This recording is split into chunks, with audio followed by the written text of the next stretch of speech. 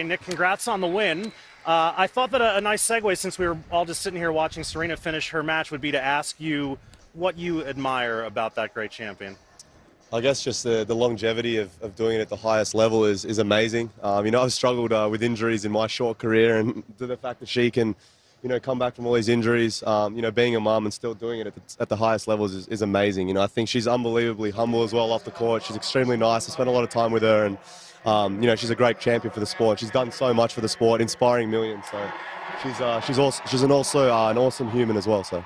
Well, I'm going to assume this is the first time you've played in a football stadium, but what do you think of the place?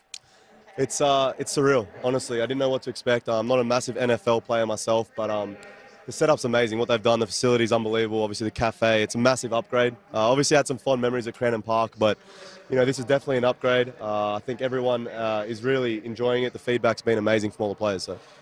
How's your knee? I know you've spent a lot of time since Australia rehabbing that knee. Give us the latest. Yeah, it's feeling good now. I think I had to lay off the basketball a little bit. I was playing a lot of basketball in the preseason. Yeah, since when is that a smart idea for a guy who makes his living making sure his legs are okay to go play hoop like that?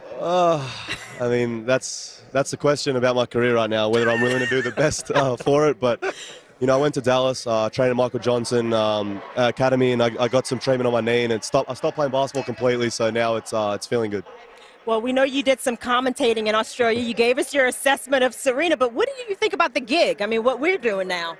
I could see myself one day maybe joining you guys for a couple of quite matches. good in Australia. Yeah. For sure. I think my knowledge about the game is actually very high. I coach myself, so I feel like tactically I know what people's weaknesses are and how they are off the court. I feel like it's a different insight. I spend time with these people in the locker rooms as well, so I think it's could maybe make a little bit of coin off the court, doesn't it? It's funny. I was joking when I said, what's the deal playing basketball, because that's not a great idea for a guy. And you said, yeah, that is the thing with me. I have to decide whether I want to make the good decisions for my career. I find that the most disarming thing about you is you're completely self-aware. You're not in denial. You don't try to pretend that X is Y or A is Z. You know who you are. You own who you are. You're not in denial. You don't try to pretend that X is Y or A is Z. You know who you are. You own who you are. Are you enjoying this process, even though to us at times it looks like you don't always enjoy it? Yeah, for sure. I dealt with a lot of things the last couple of years off the court that, put me in a lot of dark places.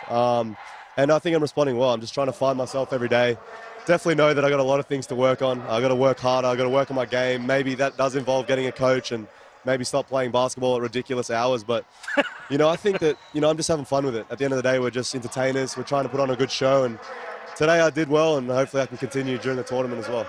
Well, earlier today, we saw a player, Monica Niculescu, use the underhanded serve on match point.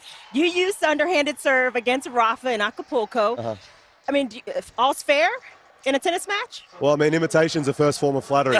So I saw a lot of guys actually using the underarm serve, and I think it's a tactic for sure. Right, it is a tactic. I know Rafa and some people didn't love it in Acapulco, but if a person's going to stand in the fence, Nick.